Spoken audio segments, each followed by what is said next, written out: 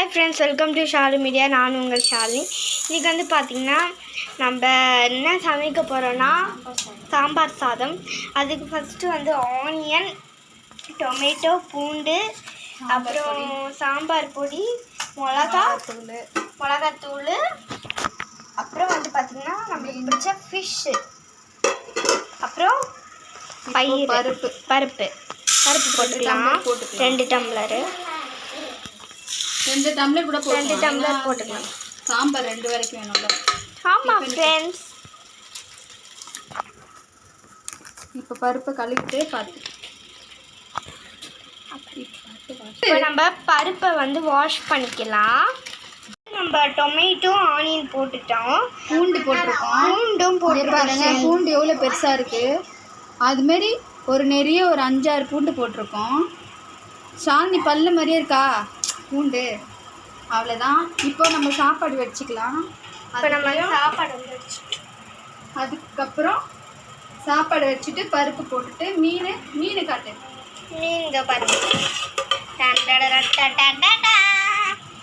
சூப்பராக இருக்குல்ல? உங்கள் வீட்டில் யார் மீன் தெரியல? ஆமாம் ஃப்ரெண்ட்ஸ், உங்களுக்கு யாராச்சும் தெரியும்னா கமெண்ட்டில் சொல்லுங்கள். வந்து வாட்டர் ஆட் பண்ணிக்கலாம். இப்போ நம்ம வந்து பார்த்தீங்கன்னா மஞ்சள் வந்து கொஞ்சமாக போட்டுக்கலாம். ஜீரகம் கொஞ்சம் ஆட் பண்ணிக்கலாம். அவ்வளோதான். ஸ்டவ் ஆட் பண்ணிவிட்டு இல்லைன்னா நம்மளுக்கு மட்டனுக்கு தெரியாது.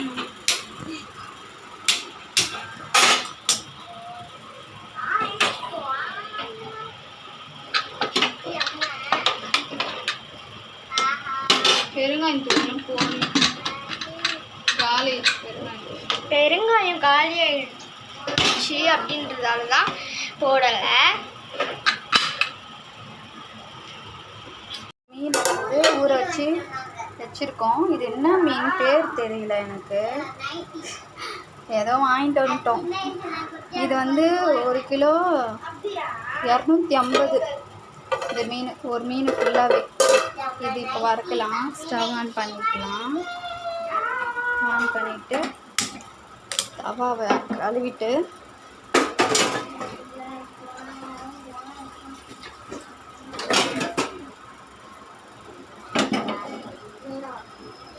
மீன் வறுத்துடலாம். அதுக்குள்ளேயும் விசில் வரட்டும். சாம்பார் மீன் வறுவல் தாங்க. ஏன்னா நிறைய வாங்கிட்டா செய்ய முடியல என்னால். சரிங்களா, 4 பேருக்கு ஏற்ற மாதிரி தான் இந்த மீன் வாங்கியிருக்கோம். கொஞ்சம் தலை மட்டும் எடுத்து வச்சுட்டேன், நாளைக்கா மீன் குழம்பு செஞ்சுக்கலான்ட்டு. வாங்கினீங்கன்னா சாப்பிடுவீங்க. அவ்வளோதாங்க. தவா சூடாயிடுச்சு. தேவையான அளவு எண்ணெய் ஊற்றிக்கிட்டு அவ்வளோதான். எண்ணெய் காஞ்சிடுச்சு. இப்போ மீன் வந்து போட்டுக்கலாம். என்ன மீனுன்னு தெரியல, நான் கேட்குறேன். ஏங்க இது என்ன மீனுங்க பேருங்க? இது பேர் வந்து வவ்வால் மீன். இப்போ தாங்க தெரிஞ்சிச்சு. சரி வாங்க, நம்ம காய்கறி எல்லாம் கட் பண்ணி தான் வச்சுருக்கு. இது ஃபுல்லாக காய்கறி தான். இதெல்லாம் அழிவிச்சு இதெல்லாம் போட்டுடணும். நம்ம யூஸ் பண்ணாமல் வச்சுருக்கோம். கூறு கட்டை வாங்கினதில்ல எல்லாம் இது மாதிரி செய்ய மாட்டுறாங்க. கத்திரிக்காய் முருங்கைக்காய் போட்டு சாம்பார் தான். தேவையில்லாத கத்திரிக்காயெலாம் எடுத்து போட்டுடலாம் குப்பைக்கு. இதெல்லாம் அழுவிட்டு இருக்குது.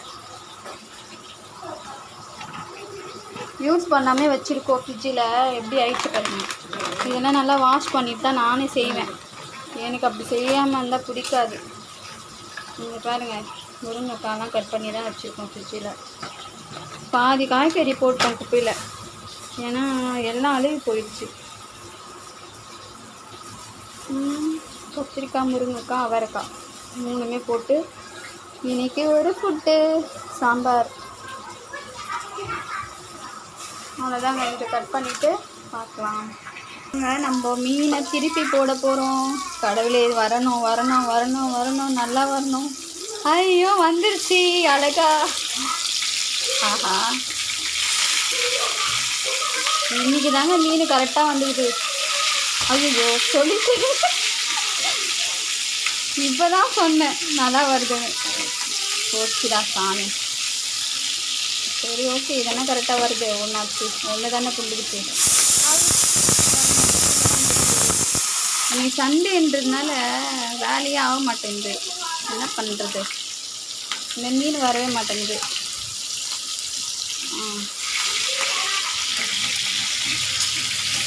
என்ன மீனுன்னே தெரியாமல் வாங்கிட்டு வந்துட்டோம். ஏதோ பெருசாக இருக்குன்ட்டு பாதி தலை எடுத்து வச்சுட்டோம். நாளைக்கா குழம்பு வச்சுக்கலான்ட்டு. இன்றைக்கே செய்ய முடியாதுல்ல. அப்புறம் சாம்பார் யாரும் சாப்பிட மாட்டாங்க. இன்றைக்கி மத்தியானம் சாயந்தரமாக அதை செஞ்சுருவேன். டிஃபன் கூட ஊற்றிக்கலான்ட்டு.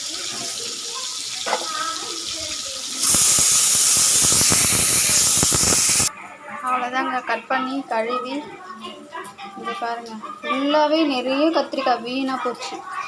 எல்லாமே ஃபுல்லாகவே சொத்தை. நீங்கள் வாங்கும் போதும் பார்த்து கூறு கட்டுந்து வாங்காதீங்க. ஃபுல்லாகவே சொத்தை கத்திரிக்காய் எல்லாமே பாதி போயிடுச்சு. அவ்வளோதான். இப்போ மீன் எடுக்கலாம். ஆஹா, ரெடி ஆகிடுச்சு. சூப்பரா. ஐயோ ஐயோ, எப்படி எடுக்கிறது? அப்படியே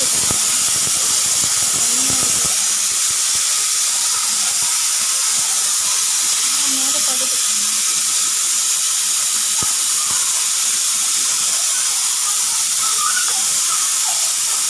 இல்லை, கொழுப்பு மாதிரி இருக்கு இந்த மீனில். ஏன் அப்படி இருக்கு? கொழுப்பு மீனை வாங்கி வந்துட்டோமோ? இது மாதிரி இருக்கு.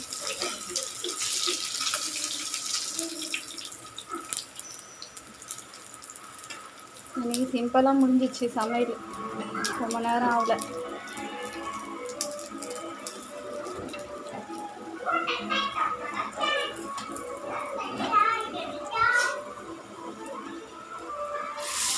அடுத்த ரவுண்டு மீன் போடுறேன்.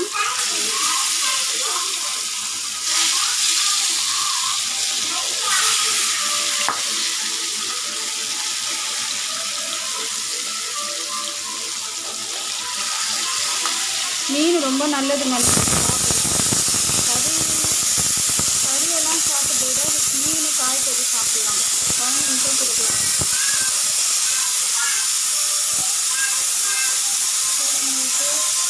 குக்கர் விசில் வந்துருச்சு. ஆசைக்கு காமிக்கலாமா? அதுக்குள்ளேயும் தக்காளி வெங்காயம் நான் கட் பண்ணிக்கிறேன். அவ்வளோதாங்க. வெங்காயம் தக்காளி. நான் ஒரு வெங்காயம் ஒரு தக்காளி பூண்டு 4-5 பல்லு பூண்டு நசுக்கி வச்சுருக்கேன் தாளிக்கிறதுக்கு. இதே பாருங்கள், கருவேப்பிலை பாக்ஸில் ஈரத்தோடு கழுவி வச்சா கருவேப்பிலை இதுவாகிடும். இது கொத்தமல்லி. நாங்கள் இப்படி தாங்க வச்சுருக்கோம் பாருங்கள். சும்மா இருக்கும் போது எல்லா வேலையும் முடிச்சுட்டு இதெல்லாம் போட்டு வைக்கணும். இது வாஷ் பண்ணணும், அப்படியே போடக்கூடாது. நான் வாஷ் பண்ணாமல் தான் இதில் போட்டு வச்சுருக்கோம். நீங்கள் வாஷ் பண்ணிவிட்டு பண்ணணும். அவ்வளோதான். இந்த மீனும் எடுத்துட்டேன்னா வேலை முடிஞ்சிச்சு.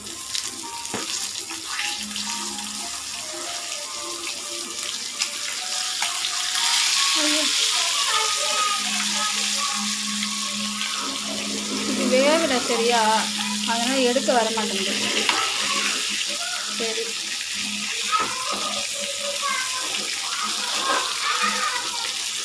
தவாக்கு இடமே பத்தாமல் போயிடுச்சு.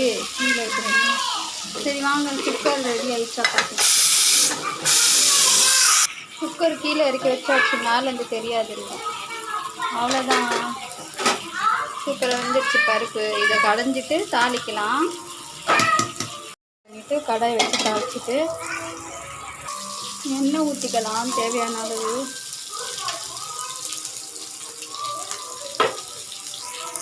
கடுகு கொஞ்சம் போட்டுக்கணும்.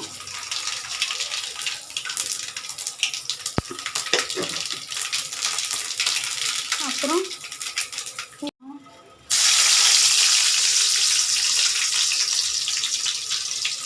வெங்காயம்.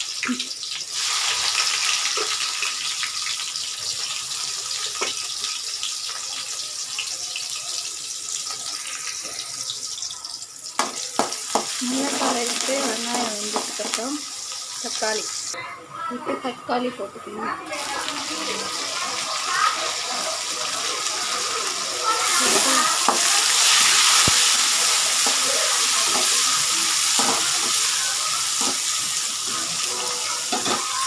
இப்போ வந்து காய்கறியை போட்டுக்கலாம்.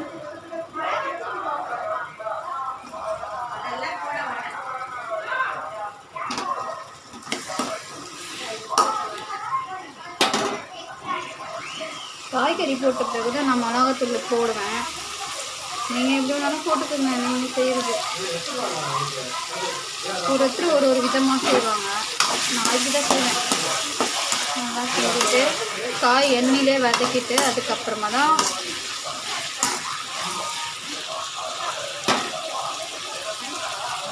சாம்பார் பவுடர், மிளகாத்தூள் கொஞ்சம் கிண்டிட்டு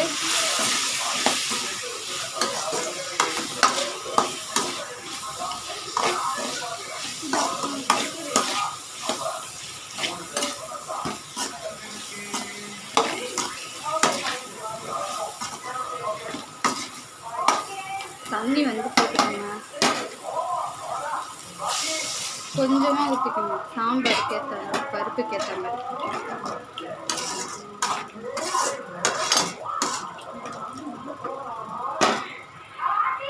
அவ்வளோதாங்க, நல்லா கொதி வந்துடுச்சு. இப்போ கொத்தமல்லி போட்டுக்கணும். உங்கள்கிட்ட பேசிவிட்டு நான் கருவேப்பிலையை மறந்துட்டேன். கருவேப்பிலையும் போட்டுக்கணும். ஒன்றும் இல்லை, நம்ம தானே சாப்பிட போகிறோம். போட்டுட்டு கலரிட்டு நல்லா கொதிச்சிச்சு காய். இப்போது பருப்பில் எடுத்து ஊற்றிடுக்கலாம்.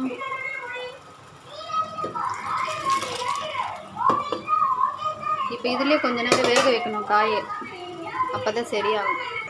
அவ்வளோதான் ஃப்ரெண்ட்ஸ், இதுமாரி பண்ணிவிட்டு நான் இப்படி தாங்க சாம்பார் செய்வேன். நீங்களும் இப்படியே செய்யுங்க, சூப்பராக இருக்கும், டேஸ்ட்டாக செம்மையாக இருக்கும். குட்டி பசங்க சாப்பிடுவாங்க. அப்புறம் உப்பு தேவையான அளவு போட்டுக்கோங்க. சுட சுட சாம்பார் ரெடி. அதுவும் நான் செஞ்ச சாம்பார் சூப்பராக இருக்கும். இப்போ நெல்லிக்காய் சைஸ் அளவு புளி ஊற வச்சுருக்கேன். இந்த புளியை கூட அது கொஞ்சம் கொதித்து வந்தோடனே இந்த புளியை ஊற்றிக்கோங்க.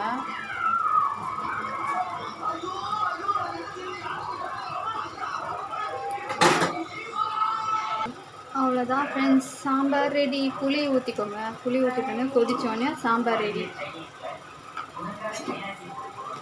எனக்கு தெரிஞ்ச டிஷ்ஷு நான் சொல்லி கொடுத்துருக்கேன். சாம்பார் கொதிச்சோடனே ரெடி ஆயிடுச்சு. எங்கள் வீட்டில் இன்றைக்கி இந்த ஃபுட்டு தாங்க, சாப்பாடு, மீன் வறுவல். இந்த வீடியோ உங்களுக்கு பிடிச்சிங்கன்னா லைக் பண்ணுங்கள், ஷேர் பண்ணுங்கள், கமெண்ட் பண்ணுங்கள், மறக்காமல் சப்ஸ்கிரைப் பண்ணுங்கள். தேங்க்யூ, பாய்.